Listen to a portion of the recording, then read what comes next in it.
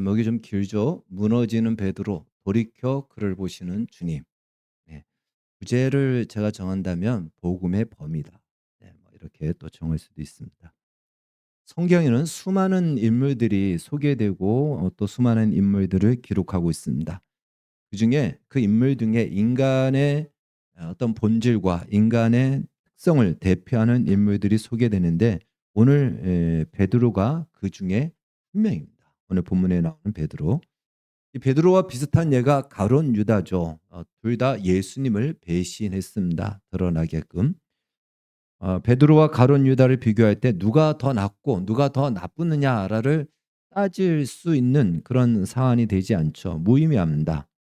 다 주님을 버릴지언정 나는 결코 주님을 버리지 않고 죽는다 할지라도 주님과 함께 죽겠습니다라고 했던 사람이 베드로입니다. 그런데 그 베드로가 예수님을 부인하고 저주하면서까지 예수님을 배신하죠. 차라리 호언하지 않았다면 베드로도 어쩔 수 없었다라는 동정표를 얻을 텐데 아주 보란 듯이 호언장담했기 때문에 더 베드로의 이중적인 모습 혹은 그 괘씸한 모습이 더 드러나 보이기도 합니다. 다시 말해 가룟 유다와 베드로를 통해 성경이 말하고자 하는 것은요. 아무리 예수님 가까이서 예수님의 가르침을 받고 예수님과 동고동락하였다 하더라도 결정적인 위기가 오면 예수님을 배신한다라는 사실입니다. 다시 말해 예수님을 믿는 것은 인간이 가지고 있는 의리와 신념으로 되는 것이 아니란 것입니다. 어떤 사람들은 이렇게 이야기하죠. 하나님 내 눈앞에 데려오면 내가 보면 내가 하나님 믿을게. 이런 말을 합니다. 저도 예수님 믿기 전에 초등학교 때 그런 말을 그냥 무모하게 한 적이 있는 것 같습니다. 내 눈앞에서 기적이 일어나는 것을 내가 보면 내 예수 믿을게. 이런 사람들이 우리 주변에 꽤 많죠. 대부분의 세상 사람들은 그렇게 되면 다 자신들은 예수를 믿을 수 있고 믿을 것이다 얘기합니다. 그러나 예수님 옆에 있던 제자들은요. 얼마나 많은 기적을 보았습니까? 될 수도 없는 기적, 그것도 그 기적도 하나님이 아니면은 할 수 없는, 행할 수 없는 기적들을 이 제자들은 얼마나 많이 경험한지 모릅니다. 베드로는요. 물 위를 걸었어요. 자신이. 그리고 제자들이 그걸 다 봤습니다. 뿐만 아니라 베드로, 요한, 야고보 같은 경우는 변화산에 올라가서 예수님이 하나님의 영광으로 변모하는 모습까지도 그들의 육안으로 봤습니다. 그럼에도 불구하고 예수님을 믿는 이 자리, 결정적인 자리에서 그들은 예수님을 모른다. 부인하고 도망갑니다. 다른 말로 예수를 믿는 것은 그런 경험과 신념, 자기 확신으로 되는 것이 아니라는 것이죠. 자기에게 일어난 사건은 사실입니다. 본인들이 경험했고 본인들이 만졌고 본인들이 그것에 참여를 했습니다.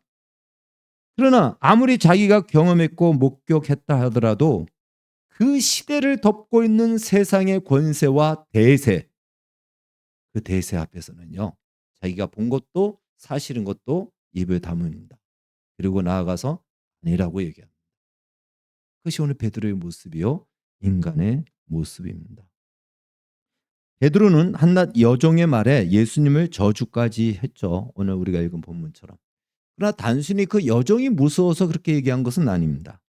그때의 분위기가 예수를 안다고 말했다가는 예수님과 똑같은 취급을 받을 것 같은 두려움이 세상을 뒤덮듯이 바로 그 현장을 있었습니다.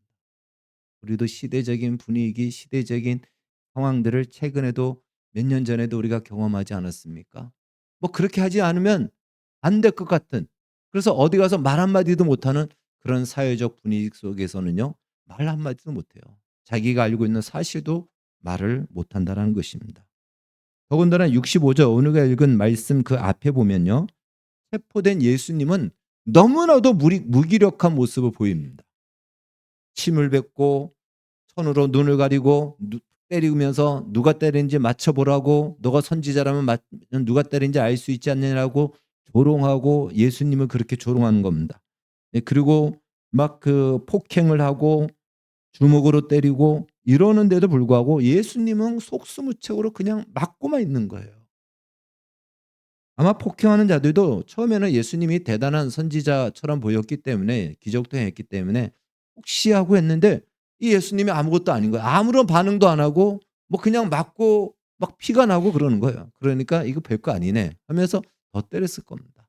근데 그 모습을 지켜보던 베드로는 얼마나 놀랐겠습니까? 지금까지 예수님이 어떤 모습이었죠? 예수님이 행한 기적은 너무나도 놀라운 기적 아닙니까? 대단한 기적 아닙니까? 천하를 뒤바꿀 만큼 그러한 기적 아닙니까?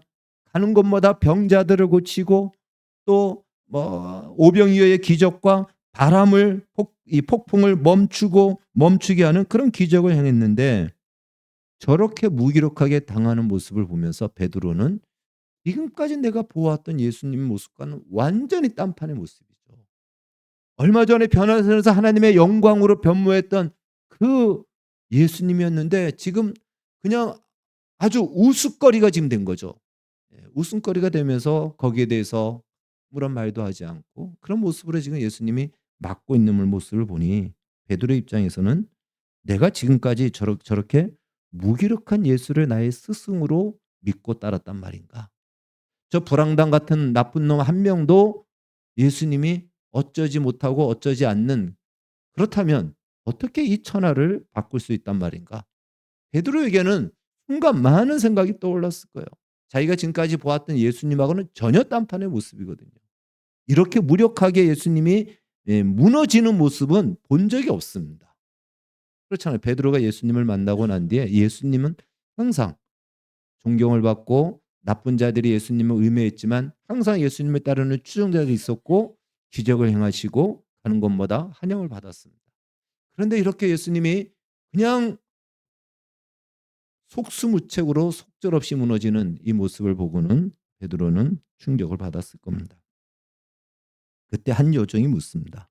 당신도 예수를 알지 않습니까? 예수와 한 당 아닙니까? 한편 아닙니까? 그렇게 묻자 생각할 틈도 없이 베드로가 대답을 합니다. 어떤 대답을 했을까요? 천부당 만부당 큰일 날 소리 안 해. 내가 언제 저런 예수를 알았단 말인가? 절대 그런 말 하지 말라고. 난 예수 모른다. 이 말이 생각도 하기 전에 튀어나왔던 거예요. 베드로에게 있어서. 그러기를 3번 반복하고 마지막에는 저주했다. 내가 예수를 알면 내 손에 장을 지지겠다. 뭐 가장 심한 욕을 한다면 빌어먹을 놈의 예수. 이렇게 얘기했다라는 거예요. 그 예수를 그렇게 예수님을 3번 부인합니다. 근데 그 말이 채 끝나기도 전에 누가복음에서는 이렇게 기록합니다. 3번째 저주하며 예수님을 부인하는 그 말이 끝나기 전에 닭이 2번째 울어요. 이 2번째 울면서 누가복음 22장 60절 61절에서 말합니다. 그때에 예수께서 돌이켜 베드로를 보시니 예수님이 그 고통과 폭행을 당하면서 지금 저 뒤에서 멀찍이 베드로가 지금 그 여종하고 불쬐는 곳에서 어떤 일이 일어나고 있는데 그 베드로를 향하여 바라보셨다는 거예요. 맹세까지 하면서 입에 거품 물면서 난 예수 모른다고 말하던 이 베드로 자기 우는 소리와 함께 예수님의 시선과 마주칩니다. 누가복음이 그렇게 기록합니다. 그러자 베드로가 예수님이 하신 말씀이 생각나면서 밖에 나가서 통곡했다라고 얘기합니다. 불과 얼마 전까지 예수님께 함께 밥을 먹었고요. 6월절의 아름다운 추억이 있습니다. 성찬식을 하셨죠. 그리고 예수님과 함께 겟세마네 동산에서 기도도 했고 또 예수님을 체포하러 왔을 때 베드로가 칼을 들어 예수님을 지키려 했습니다. 지난 3년 동안 베드로는 특히 스스로 예수님의 수제자를 취했습니다. 그런데 이 한순간 예수님을 모른다는 거예요. 맞답니다. 여러분 어떻게 그럴 수 있을까요? 사람의 도리로서 그럴 수 있을까요? 네, 그럴 수 있다라는 것입니다. 그것이 베드로의 모습이요. 그것이 바로 인간의 우리의 모습인 것을 오늘 베드로를 통해서 이야기해 줍니다. 그럴 수밖에 없는 이유는요. 인간은 두려움의 노예이기 때문입니다. 어느 인간도 이 두려움을 뛰어넘을 수 있는 담대함을 가지고 있지 못합니다. 여기서 두려움은요. 죄로 말미암아 생긴 두려움입니다. 원래 두려움은 하나님이 주신 것이 아닙니다.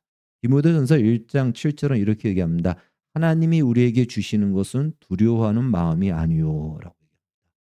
두려움의 절정은 바로 죽음입니다. 세상에서 가장 무서운 말이 무엇일까요? 너 죽는다.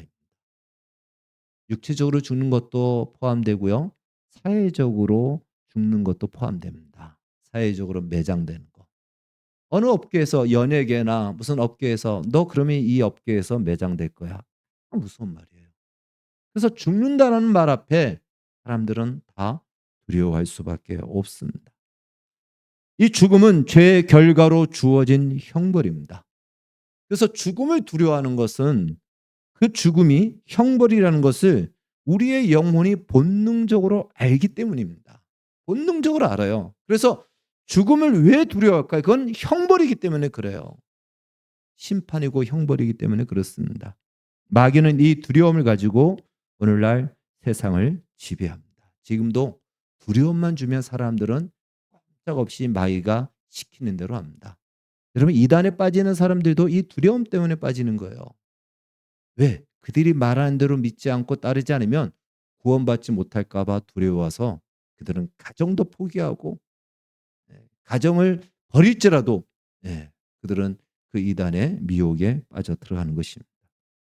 오늘 본문은 이 두려움 때문에 참으로 그렇게 멋지고 열정적이고 예수님의 수제자라고 자처했던, 그리고 조금 전까지만 해도 예수님과 함께 있었던, CCTV가 있었다면 바로 들통날 그 현실 속에서 예수님을 모른다고 딱 잡았대는 속절없이 무너지는 베드로의 본질, 베드로의 모습, 베드로를 보여주고 있습니다. 이 죽을 수 있다라는 두려움은요, 진실까지 거짓으로 만드는 추악한 인간의 밑바닥을 다 드러냅니다. 물론 후에 양심의 가책을 느껴 밖에 나가서 통곡을 하였지만 여전히 예수를 모른다고 말을 하는 거예요. 모릅니까? 베드로가 모릅니까? 그렇게 말하는 순간 베드로의 양심은 뭐라고 얘기했을까요? 자기 입으로는 예수님 모른다고 얘기했지만 베드로의 양심은 뭐라고 했을까요? 아마 이렇게 얘기하지 않았을까요? 네가 예수님을 모른다고? 네가 그러고도 사람이냐? 양심은 그렇게 얘기했을까요? 그렇지 않겠습니까? 자기 스승이었고 모른다고 말할 수가 없죠. 그럼에도 불구하고 살기 위해 양심의 소리를 짓밟고 정반대로 이야기합니다. 말 그대로 하얀색을 검은색이라고 말합니다. 공산주의에서 그렇게 가르쳤거든요. 하얀색을 검은색이라고 말하지 않으면 죽이겠다 그러니까 내 양심에서는 하얀색인데 검은색이라고 말하는 거예요. 공산주의자 게벨스는 이렇게 얘기합니다. 거짓말도 계속 반복하면 진짜로 믿는다. 그것이 공산주의 전략이에요. 오늘 우리 사회가 바로 그 사상을 받은 자들이 계속 거짓말인 걸 뻔히 알면서도 이야기하는 겁니다. 계속 얘기하면 진짜로 그렇게 믿는다니까요. 많은 사람들이 그렇게 믿고 있습니다. 그렇게 넘어가고 있습니다. 그렇게 해서라도 떵떵거리고 살면 과연 그것이 축복받은 인생일까? 성경은요, 그렇게 사는 것이야말로 이미 하나님이 내린 심판, 형벌이라고 말합니다. 우리는 하나님의 심판, 형벌을 물리적인 고통이 주어질 때만이 그것이 하나님이 내린 형벌이요 심판이다라고 생각하는데 성경은 그렇게 말하지 않습니다. 물론 물리적인 형벌은요, 마지막 때 이제 불못에 떨어지면서 물리적인 심판을 받게 됩니다. 그러나 로마서 1장은 인간이 인간다움을 잃어버리고 사는 것을 형벌이라고 말합니다. 양심을 속이고 썩어지지 아니할 하나님의 영광을 썩어질 피조물로 바꾸어 버리고 순리를 영리로 쓰고, 동성애로 얘기합니다. 뿐만 아니라 그 마음에 하나님 없이 자기 마음대로 죄를 짓고 사는 것이 지금 하나님이 세상에 내리는 진노와 형벌이다라고 성경은 말해주고 있습니다. 만약 누군가가 아무런 설명 없이 여러분 각자의 계좌에 매일마다 1억씩 넣어준다고 생각해 보세요. 누가 넣어주는지도 몰라요. 그리고 설명도 없어요. 처음에는 이게 웬 떡이냐 웬일이냐 좋아하겠죠. 1억씩 만약에 넣어준다면 어떻게 그 돈을 다 쓰겠습니까? 쓰고도 남아요. 오늘 좀 쉬자. 그래도 1억이 들어와요. 딱 들어오면 턱 들어오면 좋을까요? 행복할까요? 나중에는 덜컥 겁이 나지 않겠습니까? 지금 생각 없이 막 쓰다가 나중에 이건 나중에 한꺼번에 물어 달라고 그러면 어떡하지? 이런 마음이 들지 않을까요? 근데 내가 정말 쓰고 썼는데도 계속 돈이 들어온다면 내 인생에 그것이 행복일까요? 불안합니다.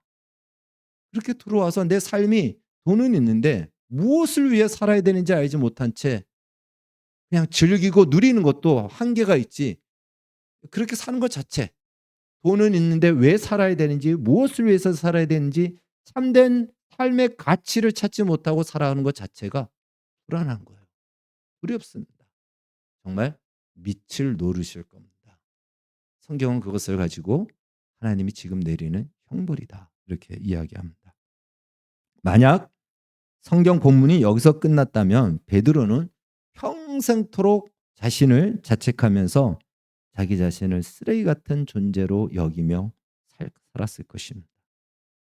그렇지 않겠습니까? 맹세까지 하면서 예수님을 모른다고 부인하던 바로 그 베드로. 그러나 예수님께서 그 베드로를 돌이켜 보십니다. 일부러 돌이켜 보셨더라는 거예요. 네. 베드로가 뒤에 있는 거 알고 계셨어요. 그 베드로를 향하여 돌이켜 봅니다. 제가 그래서 그 그림을 좀, 이 베드로의 배신에 대한 그림이 여러 개 있어서 보여주려고 했는데 그 그림을 보니까 베드로가 고개를 숙이고 있더라고요. 고개를 숙일 수밖에 없겠죠. 예수님의 시선, 예수님이 돌이켜 보면서 베드로에게 뭐라고 말했을까요? 예수님이 그 시선을 통해서 지금 베드로에게 무엇을 말했을까요? "너 그럴 줄 알았어." 이렇게 말했을까요? 음? 뭐 나를 위해 목숨을 버린다고? 말이라도 하지 말지. 그런 의미가 담겨 있을까요? 그때부터 알아봤어. 그렇게 호언장담하더니 네가 말하던 그게 이거냐? 이런 의미를 담고 얘기했을까요? 그렇지 않죠. 예수님 그렇게 그런 시선으로 바라보지 않았습니다. 이런 시선으로 바라봤습니다. 베드로야, 내가 너에게 이미 말하지 않았느냐? 오늘 밤 네가 닭 2번 울기 전에 3번 나를 부인할 것이다. 내가 이미 얘기하지 않았냐? 그러나 걱정하지 말아라. 내가 너의 연약함을 안다. 마음으로는 아니지만 너무 두려워서 나를 모른다고 한 내 마음을 안다. 내가 너를 위해 기도한다고 하지 않았느냐? 누가복음 그렇게 말씀하고 있거든요. 내가 너를 구원할 것이다. 내가 말하지 않았느냐? 나는 죽었다가 3일째 되는 날 다시 살아날 것이다. 그리고 내가 아버지께로 가면 보혜사 성령을 너희에게 보내줄 것이다. 그 성령이 너희에게 와서 이제 너와 함께 너희와 함께 영원히 함께 할 것이다. 그러면 너는 그때 돌이켜 너의 형제들을 굳게 하라. 이미 예수님이 다 하신 말씀이에요. 이미 예수님이 다 하신 말씀이에요. 그 말씀을 시선으로 다시 한번 말씀하는 거예요. 베드로가 그 시선을 마주치고는 그가 그때서야 밖에 나가서 통곡합니다. 예수님의 시선이에요. 그것이. 그것이 오늘 우리가 읽은 본문의 내용입니다. 베드로의 모습 속에서 우리는 베드로같이 무너지는 우리의 모습, 우리의 밑바닥까지 드러나는 우리 자신을 발견하게 됩니다. 우리는 세상에서 얼마나 많이 예수님과 상관 없는 척하며 살아가고 있습니까? 요즘 크리스천 중에는 내가 죽은 것을 알리지 말라라고 했던 이순신 장군의 그 명언을 패러디하여 내가 크리스천인 것을 알리지 말라라고 하는 이순신 타입의 크리스천이 많아지고 있습니다. 물론 나는 크리스천이라고 일부러 말할 필요는 없습니다. 그러나 말이 아닌 삶의 태도와 삶의 방식에서 크리스천인 가치를 따라 선택하고 쫓아가야 되는데 전혀 그렇지 않다라는 것이에요. 누가 크리스천인지를 모르는 겁니다. 세상 사람이 봤을 때 저 사람이 분명히 나와 다르다라고 뭔가 느껴야 되는데 느끼지를 못한다라는 거예요. 굳이 말을 할 필요 없이 그 사람이 선택하는 기준, 그 사람이 살아가는 삶의 방식이 분명히 달라야 되는데 다른 크리스천의 모습을 찾아보기 어렵다라는 것입니다. 우리 삶에서 크리스찬 아닌 모습으로 우리가 살아간다면, 크리스찬이면서 크리스찬 아닌 모습으로 살아간다면, 예수님의 제자이면서 예수님을 알면서 예수님을 모른다고 말하는 현대판 베드로와 것입니다. 아마 크리스찬이라고 말하면 분명히 저 사람은 나를 이용해 먹을 거야. 불이익을 줄 것이고 내가 손해볼 것이고 나를 조롱할 것이야.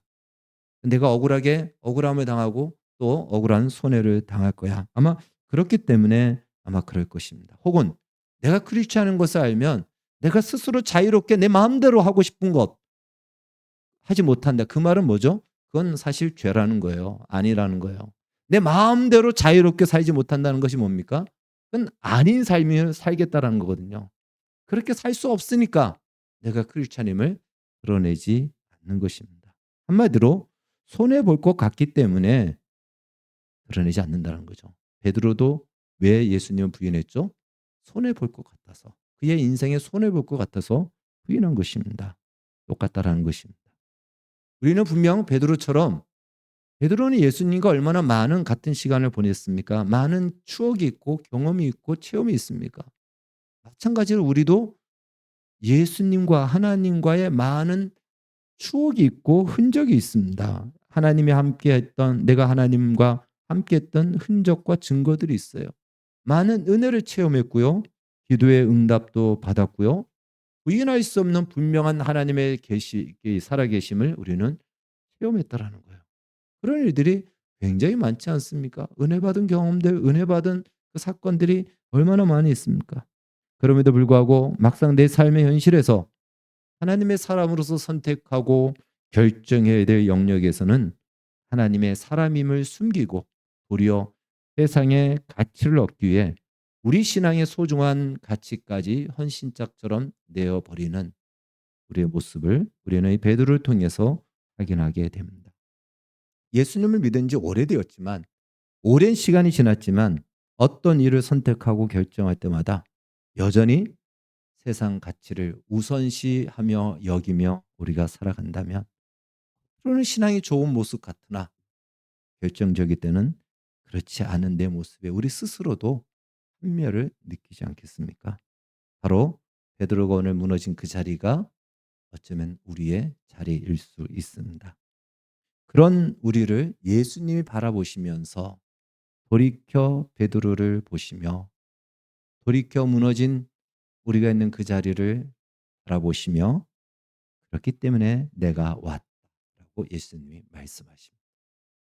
예수님이 돌이켜 보시는 시선은 우리를 정죄하고 비판하기 위해서가 아니고 어쩔 수 없이 두려움의 노예로 죄의 노예로 살아가다 보니 이 세상의 그 두려움 속에 이 세상의 대세 속에 알면서도 아닌 걸 알면서도 따라갈 수밖에 없는 너의 연약함을 내가 안다. 그래서 내가 왔다. 그 시선으로 바라보신다라는 것입니다. 그 못난 자리 살기 위해 진실을 거짓으로 말하고 양심을 속이고 두려움의 노예에서 벗어나지 못하는 무기력한 자리에서 일으키기 위해 예수님이 오셨습니다. 그것이 바로 복음입니다. 복음에는요, 최고점과 최저점이 있습니다. 복음에는 복음의 범위라고 제가 부제라고 얘기했잖아요. 복음의 범위가 있는데 복음의 최고점과 복음의 최저점이 있습니다. 복음의 최고점은 무엇이냐면요. 최고의 자리에는 무엇이냐면 우리로 하여금 하나님의 영광에 참여하게 한다는 사실이에요. 복음은 단순히 아담이 죄를 지어서 에덴 동산에서 쫓겨났는데 그 문제를 해결하고 다시 에덴 동산으로 들어올 수 있는 자격을 주는 정도가 아닙니다. 존 밀턴의 신락원에서 복락원 정도가 아니라는 것이에요. 낙원을 잃어버렸는데 그 낙원에 다시 들어갈 자격을 줬다. 복음은 그 정도가 아니라는 것이에요. 그 이상입니다. 복음은요, 그것을 뛰어넘어 삼위일체 하나님이 그 영광으로 서로 교제하는 그 영광에 우리가 그 자리에 참여하게끔 하는 그 자리까지 복음이 우리를 끌고 간다라는 것입니다. 이 영광의 자리는요, 아담은 상상도 하지 못했던 자리입니다. 아담이 가졌던 자리도 어마어마한 자리지만 아담이 가진 자리하고는 비교할 수 없는 높은 자리, 영광의 자리, 그 자리가 복음이 목적하는 자리입니다. 그것으로 우리를 이끌어가는 최고점의 자리인 것이에요. 이것이 복음이에요. 그러니까 우리는 복음을 단순히 그냥 지옥 갈 우리의 인생이 구원받고 지옥 가지 않게 됐다라는 정도가 아니라는 것이에요. 복음이 우리를 부르고 우리를 데리고 가는 그 약속된 자리는 하나님의 영광, 그 누구도 끼어들 수 없는 거룩하신 하나님의 영광의 자리에 우리를 동참시키는 겁니다. 우리를 그 자리로 일으키는 자리인 것입니다. 바로 그것이 복음의 최고점의 자리라면 이제 복음의 최저점의 자리는 어딘가? 그것은 베드로가 무너진 그 자리입니다. 구원받을 어떤 자격과 조건도 가지고 있지 않을 뿐더러 도리어 두려움에 사로잡혀 죄의 노예로 살고 살기 위해 양심을 속여야 되고 살기 위해 스승도 팔아먹어야 됐던 그 파렴치한 추악한 인간의 가치를 포기하고 죽더라도 우리는 나 혼자 죽지 않고 함께 죽겠다라는 물귀신 작전으로 함께 폭망하려는 것이 우리 인간의 악한 모습 아닙니까? 바로 그 자리, 도저히 인간으로서 어떤 것도 점수를 부여할 수 없는 그 자리, 바로 그 자리가 복음의 최저점의 자리입니다. 복음이 그 자리에서 우리를 마치 그 바닷속에 저 밑바닥을 끌어올리는 그 그물 있지 않습니까? 예. 그것도 뭐 그런 무슨 배 있잖아요. 그런 배. 그러듯이 그 자리에 있는 우리를 끌어올리는 그 자리가 바로 복음의 최저점의 자리인 것입니다. 성경은 그것을 우리가 아직 죄인 되었을 때라고 말합니다. 그러니까 우리가 복음을 우리 수준으로 생각해서는 안 돼요. 복음을 가볍게 여겨서도 안 되고 복음을 그냥 좁은 시각으로 바라봐서도 안 됩니다. 복음이 품는 최저점의 자리는 우리가 생각하는 자리보다 훨씬 깊습니다.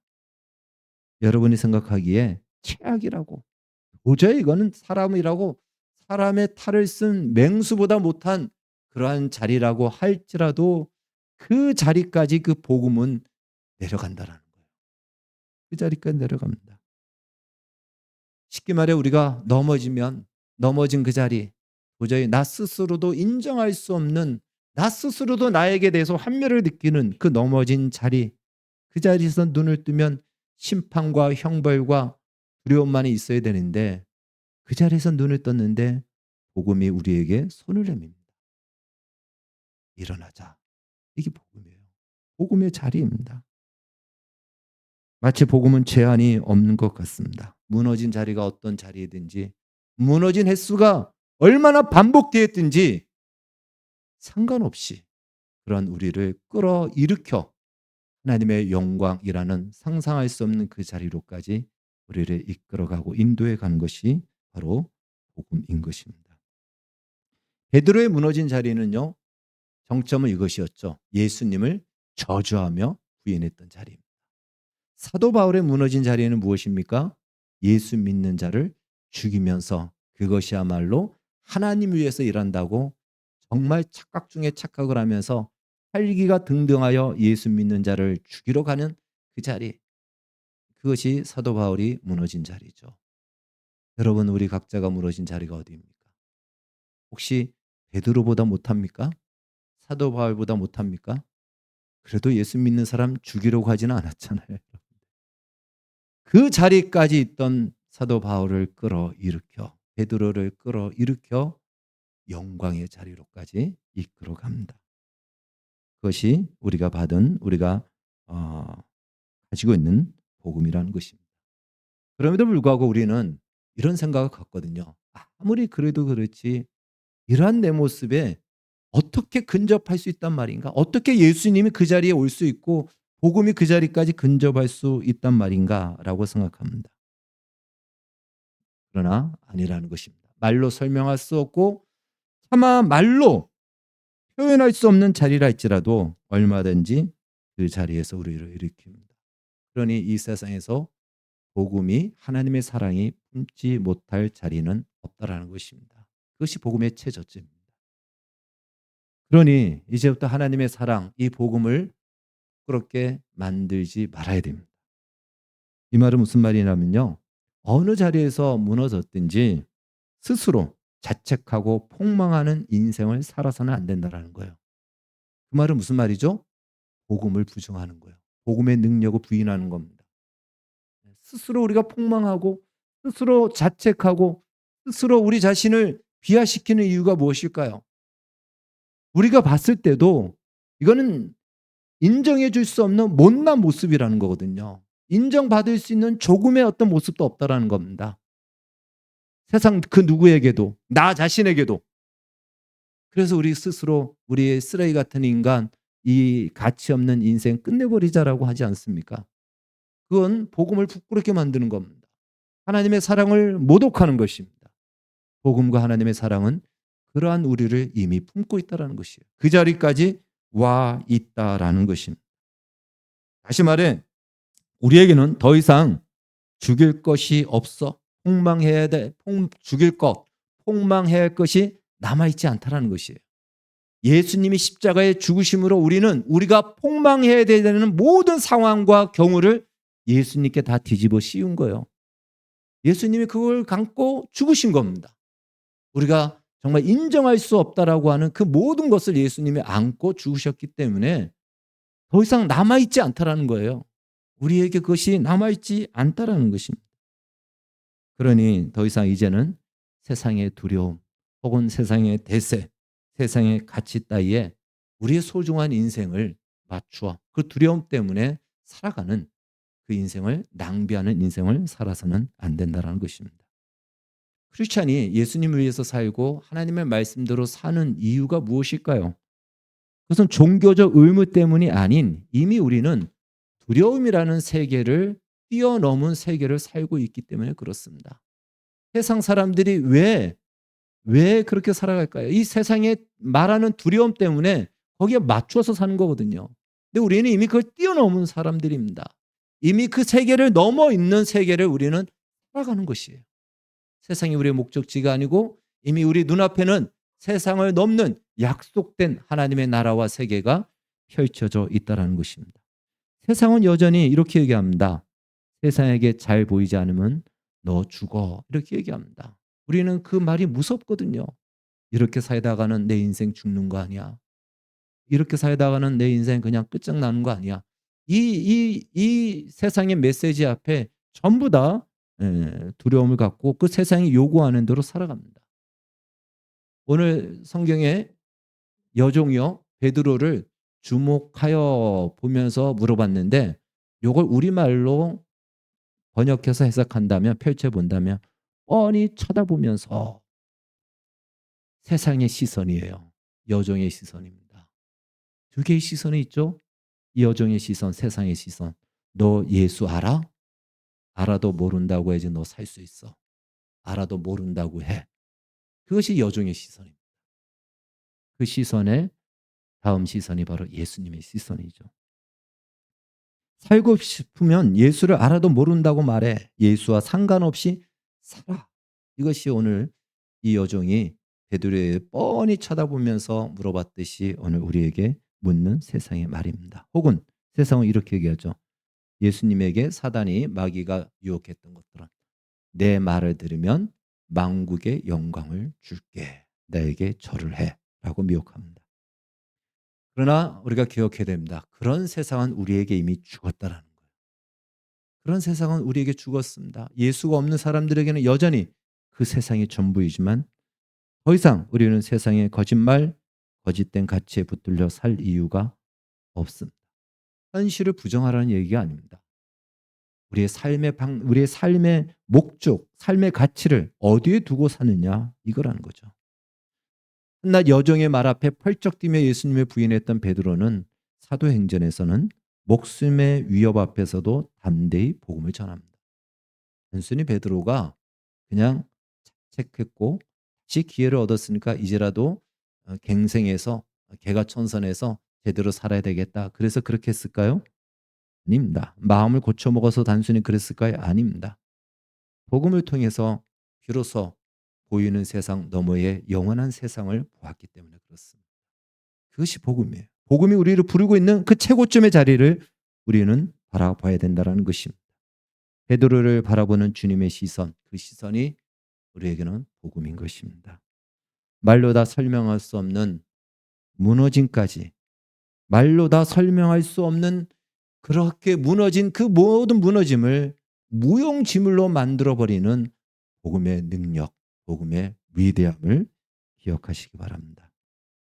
혹시 지금 우리 중에 무너진 자리에서 어찌할 바를 알지 못하여 자책하고 스스로 절망하고 낙심하고 있는 분들이 있다면 그 자리까지 오셔서 품으시고 일으켜 세워 하나님의 영광에 참여케 하시는 이 복음을 믿으시기 바랍니다. 이 복음의 능력을 여러분 꼭 받아들이십시오. 그리고 이 복음을 따라 사는 것에 대해서 세상이 뭐라 하든 당스럽게 여기십시오. 세상은 하나님의 말씀대로 살면 조롱하기도 하고 오늘날 왜 저렇게 살아? 자기 인생 자기 즐기면서 살지. 별의별 얘기를 다 할 겁니다. 그러나 그런 말에 아랑곳하지 말고요. 내가 이 복음을 따라 사는 것이 얼마나 영광스럽고 자랑스러운지 기쁨으로 그렇게 살아가십시오. 골로새서 2장 2절 3절은 이렇게 말씀합니다. 같이 한번 읽겠습니다. 시작. 하나님의 비밀인 그리스도를 깨닫게 하려 함이니 그 안에는 지혜와 지식의 모든 보화가 감추어져 있느니라. 예수 그리스도의 복음 안에 모든 보화가 감추어져 있습니다. 예수 그리스도 안에 감추어져 있습니다. 여러분의 남은 생애 동안 이 복음으로 만족하고 복음을 기뻐하고 복음 안에서 약속된 것들을 붙들고 이 복음 밖에 다른 행복이 없다라는 거예요. 다른 것이 없습니다. 근데 우리는 다른 것이 있는 줄 알고 자꾸만 복음 밖의 것을 쫓아가는 거예요. 거기서 조금 나아진 모습으로 고개를 들고 자랑하고 비교하여 그것으로 만족합니다. 그러나 그것이 끝나는 순간 말씀드렸죠. 낭떠러지가 준비하고 있다고. 그러나 복음 안에 있는 이 만족과 기쁨은 영원합니다. 영원합니다. 우리가 아무것도 하지 않을 때도 만족스럽고 충만합니다. 우리의 남은 모든 인생이 이 복음을 위해 살아가고 복음으로 만족하며 살아가는 은혜가 있기를 주의 이름으로 축원합니다. 기도하겠습니다. 사랑하는 주님 감사합니다.